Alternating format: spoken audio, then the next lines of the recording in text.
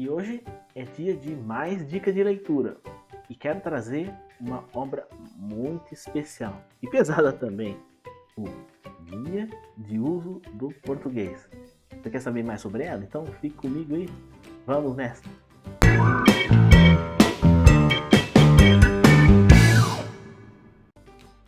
E aí, beleza? Aqui é o Bruno e seja bem-vindo a mais um vídeo aqui do canal. Então vamos falar um pouco sobre o Guia de Uso do Português, da professora Maria Helena de Moura Neves, publicada pela editora Unesp. A edição que eu tenho é de 2012, a segunda edição, e eu comprei quando eu ainda estava fazendo doutorado lá na Unesp de Araraquara, também em 2012. Foi o meu primeiro ano lá. E foi um livro que eu queria já há muito tempo comprar, porque ele me pareceu muito prático. Era um livro mais com uma proposta de oferecer dicas de como utilizar o português, as formas do português, e te dar uma base segura de como fazer essas escolhas, só que sob uma perspectiva não tradicional, mas baseada na linguística, também em textos autênticos. Então vamos falar um pouco mais sobre isso no vídeo que vai entrar a seguir. Acompanhe. E aqui está o Guia de Uso do Português, confrontando regras e usos, da professora Maria Helena de Moura Neves. Vou mostrar aqui para vocês em detalhes esta obra muito interessante e muito útil. Um livro grosso de pouco mais de 800 páginas, que foi escrito já há algum tempo. A minha edição é de 2012 e é mais uma obra monumental da professora Maria Helena, que já é uma referência em estudos gramaticais e já publicou vários livros sobre história da gramática, sobre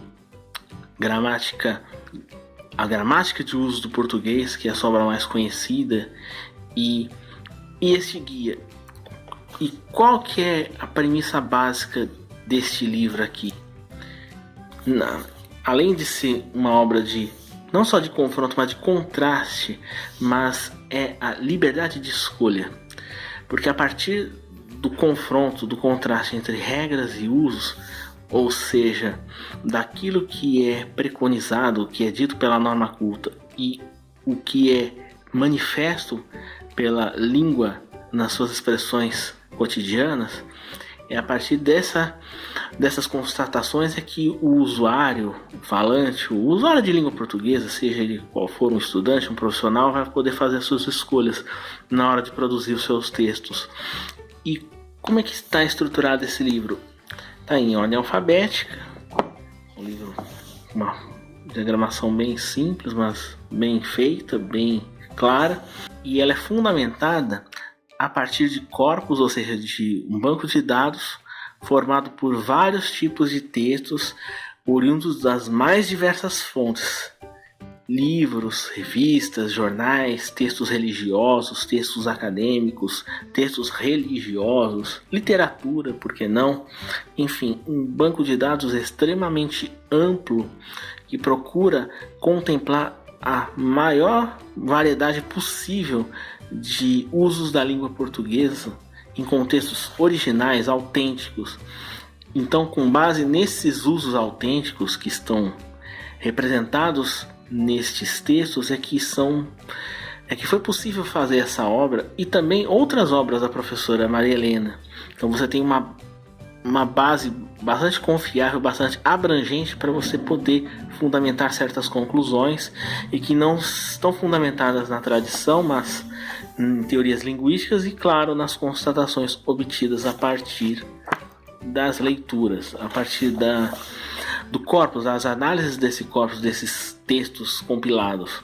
Então vamos pegar aqui, por exemplo, essa página aqui e ver como é que funciona. Por exemplo, o verbo aspergir.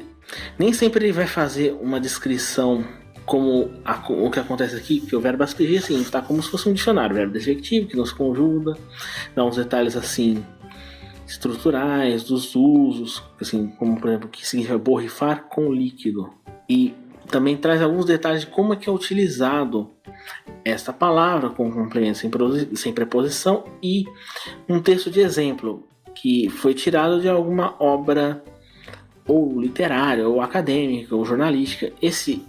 Essa abreviatura aqui, IC, depois você vai poder ver no final do livro, vem assim, é uma indicação da origem desse fragmento que exemplifica, perdão pelo foco, desse fragmento que exemplifica aqui a lição. Aqui mais algumas descrições com 2 complementos, sem preposição, referente ao líquido em aspergido. Então assim, você vê que há uma descrição linguística, estrutural. Às vezes há a descrição de significado, às vezes não há. Mas o mais importante é que ele dá várias situações em que esse termo é utilizado. Vamos pegar um outro aqui. Por exemplo, vou pegar aqui nesta página sobre o uso da palavra encontrar, encontrar-se, que tem vários exemplos. Usar tipo chegar adiante, das assim várias definições de como você vai utilizar esse verbo encontrar ou encontrar-se, e aqui também de onde foi tirado. Descobrir, achar, chegar adiante, e que tem muito mais. Vamos ver aqui. Achar por acaso, conseguir ter, encontrar. E as suas origens, os vários textos, aqui os destaques, estabelecer encontro, no caso do encontrar, encontrar-se nessa acepção aqui. Deparar, defrontar, enfim. Você vê que não são exemplos inventados como acontece em outros livros, principalmente nos livros da tradição. Não são exemplos criados, mas são exemplos obtidos de textos já existentes, textos que já circulam no nosso meio, inclusive textos históricos. Eu até observei que existe dentro do corpus algumas obras relacionadas à história de cidades, história de personalidades, textos políticos, assim, discursos de políticos, enfim, é uma obra monumental. Que encostar-se, endeusar ou endeusa, endemoniar. Aqui, este exemplo que eu queria mostrar para vocês, não é especificamente o endemoniar ou endemoninhar, perdão, mas é que alguns exemplos a professora traz assim essas porcentagens de ocorrência. Eu vou ler aqui para vocês para ficar mais fácil. Tanto a variante endemoniado ou endemoninhado são pares de formas variantes, que significa pôr o demônio no corpo de. E diz que a única forma de verbo que ocorreu foi endemoninhar, mas a forma de adjetivo mais usual é endemoniado, ou seja, essas porcentagens que a utiliza assim, para mostrar que determinada forma é mais usual ou determinadas formas são menos usuais ou mais usuais que outras, é muito interessante, porque foi uma conclusão que é obtida a partir dos textos autênticos que formam aqui o corpus, o banco de dados que fundamenta essa obra. Então, segundo este verbete, a forma verbal mais encontrada é endemoninhar, mas o adjetivo não é endemoninhado, mas sim endemoniado. Essa forma é mais comum do que a outra. Então, aqui os exemplos. Não vamos também começar a endemoninhar tudo, aqui no caso da Folha de São Paulo. Ou não estou endemoniado. No entanto, as Sagradas Escrituras estão cheias de casos de possessos e endemoninhados. Enfim, tem vários exemplos aqui que são importantes da gente poder consultar. Este livro aqui, é excelente não só para estudantes, mas também para todo tipo de usuário de língua portuguesa. Aqui que eu queria mostrar as obras examinadas. Então foi a partir desses textos aqui que foram obtidos os exemplos e também as análises que foram efetuadas para chegar às conclusões sobre quais termos são mais comuns ou menos, ou mais incomuns ou mais comuns, enfim. Então qual que é o que a gente pode tirar de lição desta obra? Que é uma obra baseada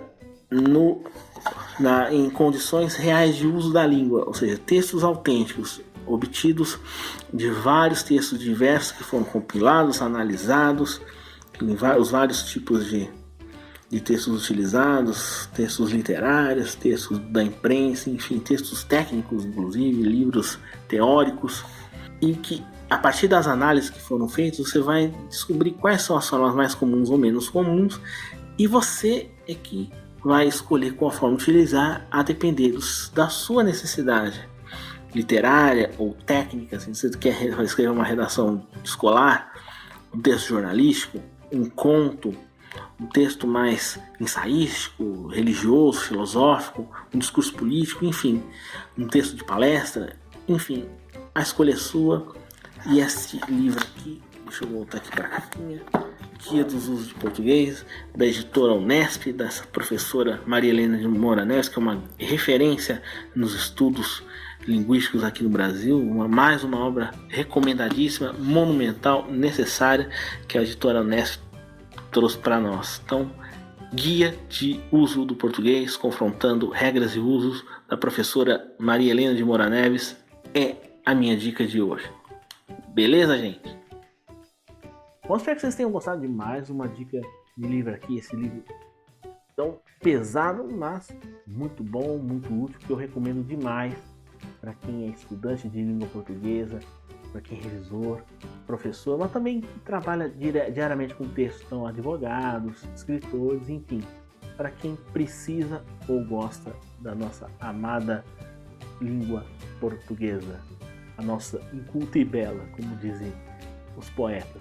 E se você gostou mais desta dica, de mais desta recomendação que eu faço aqui para vocês, e também se você tem gostado dos outros vídeos aqui do canal, então eu peço novamente para que você curta, para que você compartilhe, para que você deixe seu comentário, sua impressão, se gostou ou não gostou, porque além de saber o que você acha do nosso trabalho, a sua opinião, mas também ajuda o nosso trabalho a chegar mais longe, a chegar a mais inscritos, a mais pessoas, e ele ficar cada vez mais forte e mais interessante.